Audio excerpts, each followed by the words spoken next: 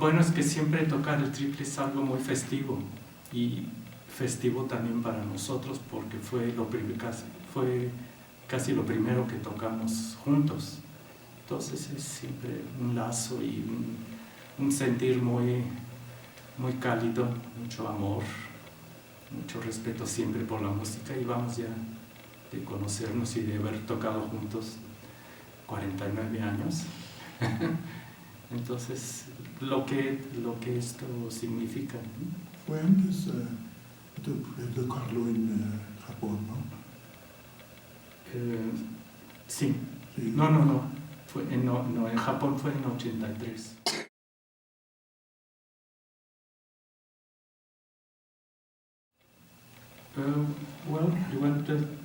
The thing is that, I mean, it's not that we have a trio or anything like that. We get together to play. Okay, exactly. We have played on and off with different careers, and we live far away from each other, although not.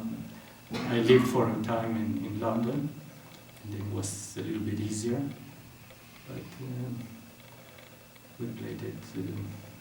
Because the thing is, her careers have been also individual. We make individual careers as soloists, in my case also with conducting. And so we're the sort of group that gets together from time to time to play, rather than a group that, in dedicated cases, like the Beaux-Arts trio, that's what they did and that's all that they did. Okay. I mean, we were never that sort of group. We have to. No, but that's that, the kids. yeah, and that difference make interesting that kind of group because you have individual careers and then you get together to make music, and I think it's one of the things that is passionated you, and maybe doing together have a special feeling. I think. Yes, and we also have done also a lot of duos. I played with Richard a lot, and also with Mayumi and everywhere. And here in Europe, recordings. And when we met together, we were just a friend. We met. Yes, it started as a friendship. And that's the magic of things. And we're still friends. Oh, that's fantastic.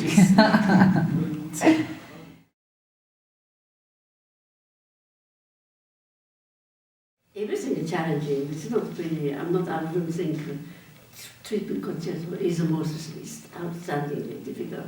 It is outstandingly difficult. Yesterday we did, no, 2 days ago we did Brahms Double Concerto. That's also extremely difficult. So I can't really say that the number 1, number 2, that kind of thing. Do you enjoy this? I can't really think, there are a lot of many difficult things, but it depends on difficulties in it because sometimes, depending on the circumstances, you have to do sort of all kinds of different things, trio concert, this and that. And this time was particularly difficult because you have to do, so we lined up with many things, different things. Yes. But I think one thing it's worth saying about the Triple Concerto is that the cello part is kind of sounds and looks obviously difficult, and everybody thinks that it must be the most difficult, and it is extremely difficult for the cello. But the other parts, especially the piano part, is deceptively simple, because it's not easy at all, the piano part. There is a kind of story going around that he wrote this for some amateur pianist, and it's absolutely not the case that the piano part is less challenging, or the violin. The violin is just like making music is the same. In the end, we always treat every work we play with the same respect and the same approach. So as a pianist, you have to make this balance between the cello and the violin with the piano? Yeah, when you play chamber music, yes, constantly you have. I mean, that's one of the valuable things about making chamber music. Makes you and the complicated aware. Isn't the cello with this concerto? Pardon? Then the complicated part is with the cello in this concerto. Well, everything about everything is, it's, I hope this is not going to sound a strange thing to say, but I remember many years ago when Mayumi was playing the Brook Concerto in London at the Royal Festival Hall, and she was playing with a conductor called Harry Blech. Harry Blech. He was a big man like this, very tall, with a booming voice. And Mayumi had her fans who always came to all her concerts. And there was this fan who had a very, very nervous way of speaking. And he came up to Mayumi, who was standing next to Harry Black just after the concert, and said, "The Bruch Concerto, is it a difficult concerto?" And before she could say anything, Harry said, "Depends how well you wish to play it." It's true. Okay. Like everything is.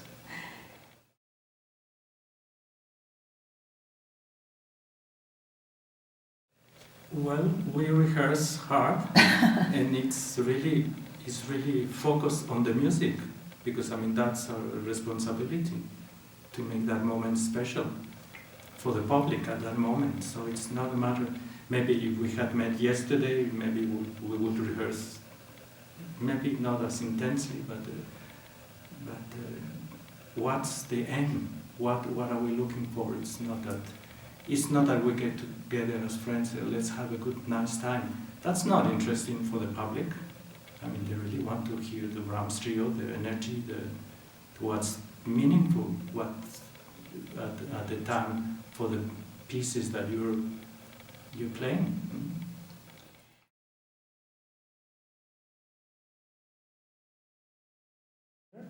Millions. One that you want to share? That you want and can. Okay. Yeah, that's. Well, once we had a terrible journey in Mexico, and we started very, very early in the morning. I was playing with Richard that time, and we were flying to. They took us to the airport in Monterrey, and from there to Jalapa, and the concert was in Tepic. So it was awful. And then I had a beautiful white guayabera that I had always, but I had a nose bleeding, very dramatic. So it was all red when I came down from the airport. Oh my God! So we didn't know if I would be able to make the concert. And the driver who was taking us to Tepic had to pick us up at the airport in Guadalajara. Mm-hmm. And, this was before mobile phones and any of that kind of thing. And because Jorge was taken to the first aid place in the airport and everything, and it was all very dramatic, so we didn't just walk off the plane in the same way as everybody else. So by the time we got off the plane, we couldn't find the driver. And so I took my cello and I walked up and down the airport with my cello, just hoping that somebody would think, maybe that's him. Didn't happen. They can recognize you with a small pocket. Happen. And so then Jorge said, "Look, there's nothing for it. I know this hotel, Mendoza. Mm-hmm. Why don't we just take a room here? We'll have to come back here anyway, and we'll take a big room. And then I'll try to get in touch with the people in Tepic." So we took the room, and then we couldn't get in touch with the people in Tepic because there was a strike at the telephone exchange, and you couldn't call Tepic. So you arranged with Conciertos Guadalajara. Yeah, they provided, I think, transportation or something. The thing is also, I didn't know if I would make it to the concert. So there was Richard practicing a solo cello repertoire. I don't think I'm going to feel. So whilst he was resting, I was practicing a solo repertoire, and then when we were ready to go, I said, "Actually, I'm feeling better now." No, then we went in, of course, before going to the stage, because we got there almost at the time. I realized I didn't have los pantalones de mi traje. Entonces tocamos en jeans. Y salió muy bien el concierto. En fin, hay muchas no tan largas, pero en fin, es una de ellas.